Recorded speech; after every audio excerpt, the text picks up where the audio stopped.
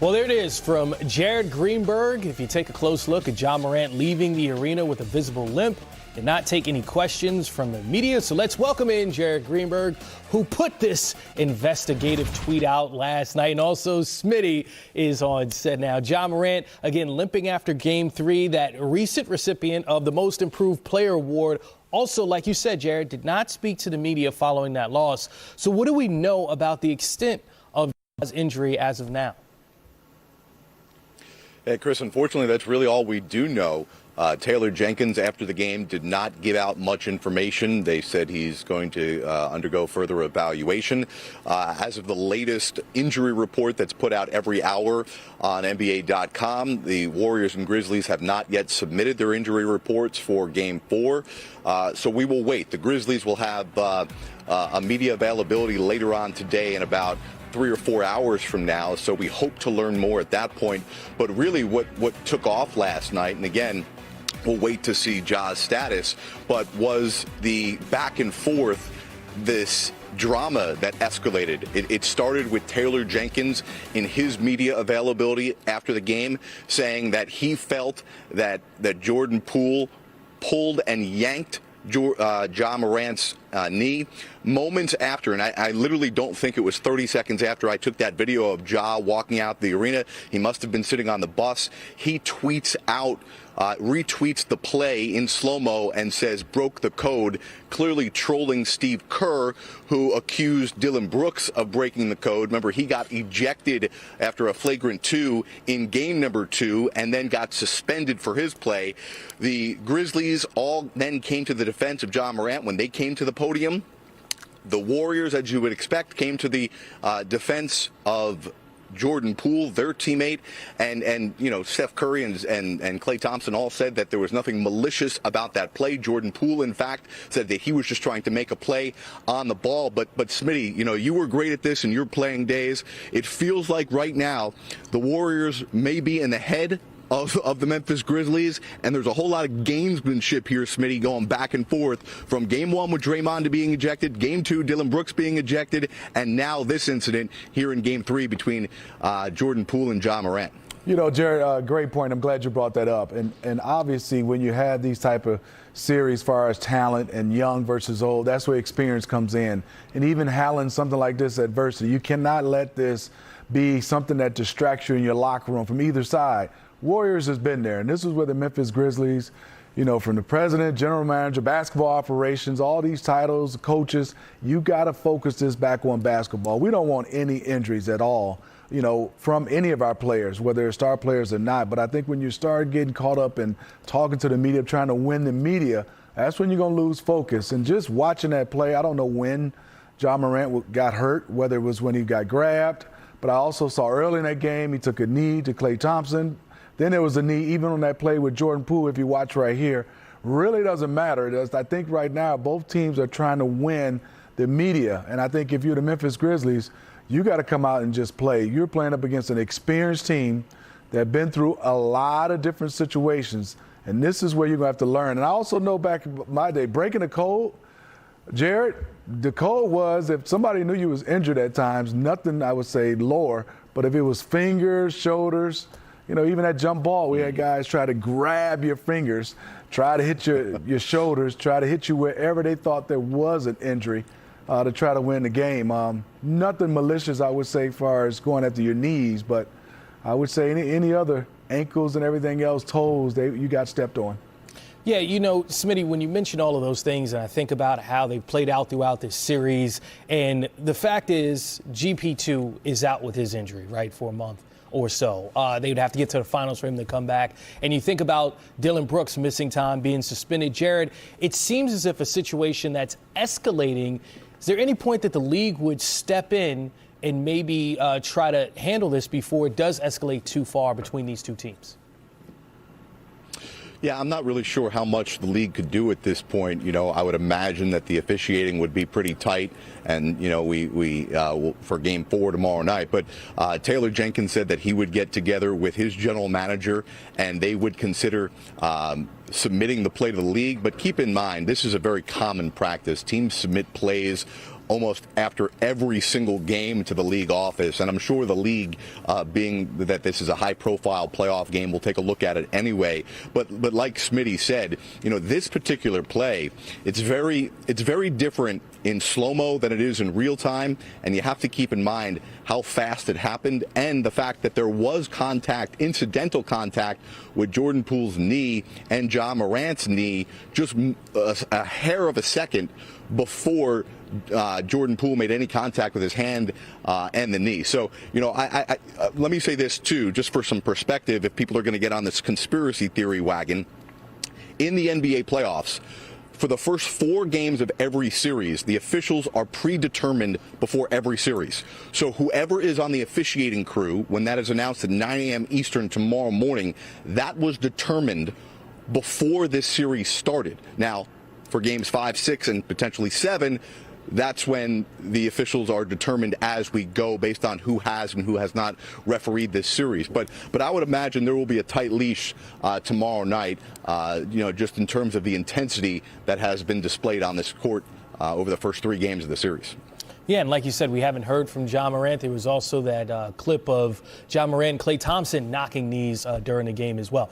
Well, over this Splash Brothers run, turnovers have been their Achilles heel, what do you want to say, almost a decade now, right? They only had 3 in the second half of Game 3 as opposed to the 14 they had in the first half. How did the Warriors limit those mistakes in the second half of Game 3?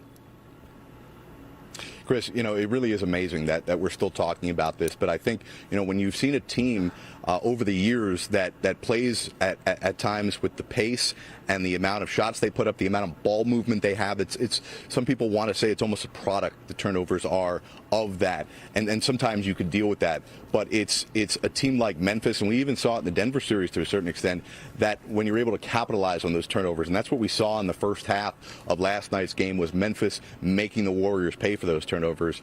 But I think what we have to keep in mind here with the Warriors too is, we're now 8 games into the postseason, and Steve Kerr is still tinkering with his starting lineup. Now, obviously, last night was a product of an injury to Gary Payton, but they've now had 33 different starting lineups throughout the course of the year.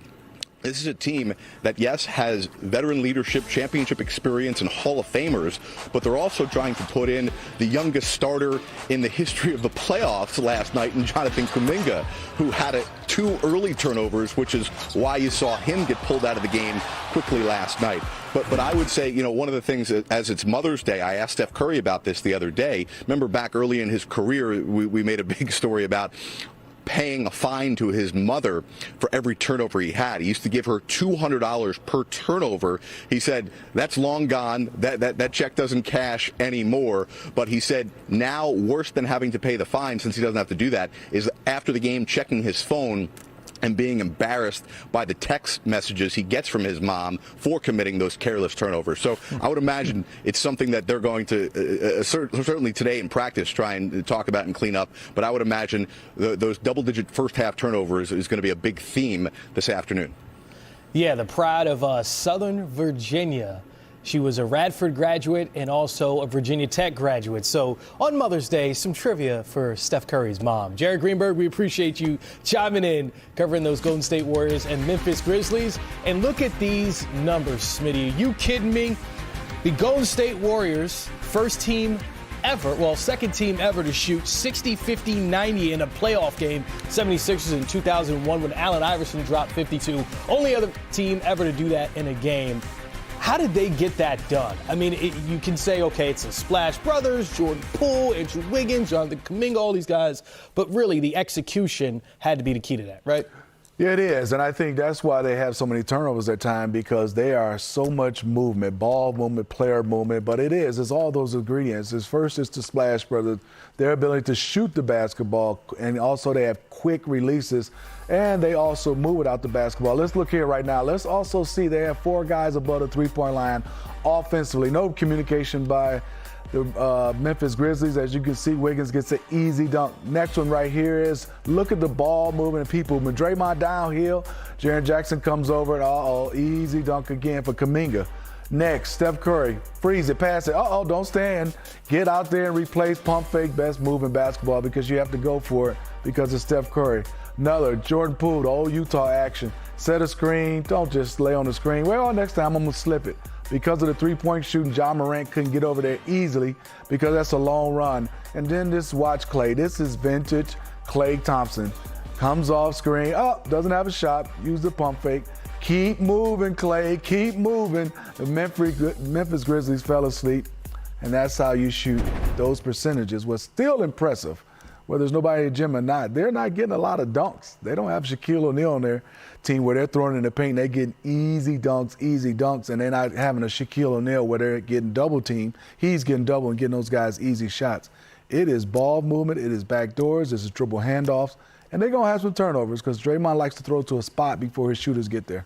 Counted up 142 points on 64% shooting. Smitty, I see your face when you hear those numbers in a playoff game, in a tightly contested game in the sense of two teams that really want it to be able to put 142 points up and win by 30. Incredible. Been there, done that. That's the Golden State Warriors. And then you have the experience. And then I think just their camaraderie, their team, and also what they practice. They keep you moving. Most teams, most guys playing defense right now, you guard the first action. You feel like a defender right now and you're watching the NBA, you're done. With the Golden State Warriors, if you don't have communication, you don't have guys that can think on the fly no matter what your defense is, because they're going to mess up your defensive philosophy because you can't talk about switching. You can't talk about a guy moving without the basketball. You have to stay connected, I would say, as a team and also verbally to be able to guard the Golden State Warriors. Now, that's a great team effort by the Golden State Warriors. Let's switch to Boston and Milwaukee, right? Milwaukee got the win by just 2 points, survived several buzzer beater attempts by the Celtics, but it was Giannis who really joined elite company. Only 6 players in NBA history post-merger have ever put up 40, 10, 5, 2 steals, 2 blocks in a game. Giannis joins that club. He is a bully. That's basically what it is, Chris. He is, I'm coming downhill, and I'm going to make you have to pay. And then you're going to have to meet me at the rim and challenge. And what's making him better and better is because you can't just foul him because he's knocking down free throws. Then his speed and relentless. Now he's getting a chance to pass the basketball. He gets his little shimmy shake right there. But you have a guy right now, as we know, is unstoppable in the open court unless you can build a wall. But now he's saying I can beat you with the pass. Then also if you foul me, I'm going to go to the free throw line. I've gotten better there. And then I think for him it's all about winning. And then you just don't have anybody can match that type of size, strength, and speed of a Giannis Antetokounmpo. I think Al Horford, they're doing a good job. But then he's getting other guys easier shots. Well, for Boston to counter that production, it was Jaylen Brown that got closer, but Jason Tatum, absolutely off night for him. 4 for 19 from the field, 0 for 6 from three-point range, just a single rebound in 41 minutes on the floor, healthy, feeling good. How did the Bucks slow him down to that extent? Well, they're doing a nice job. First of all, they have a front line behind him with Bobby Portis, Giannis, and also you look at Brook Lopez, but Wesley Matthews is doing an unbelievable job of just making life hard for Jason Tatum. I mean, it comes down to Jason Tatum. Next step for him is how can I impact this game without scoring sometime? And I think that's going to be assists, that's going to have to be rebounding, that's going to be defending, that's going to be a decoy at times. But he's going to have to find a way because they still had a chance to win this game, even without his offensive productivity. They still was a one-possession game down at the end. You know, we had Chris Haynes in our previous segment. So you showed me his stand-up where he was laying down with the 76ers thought they were down and out.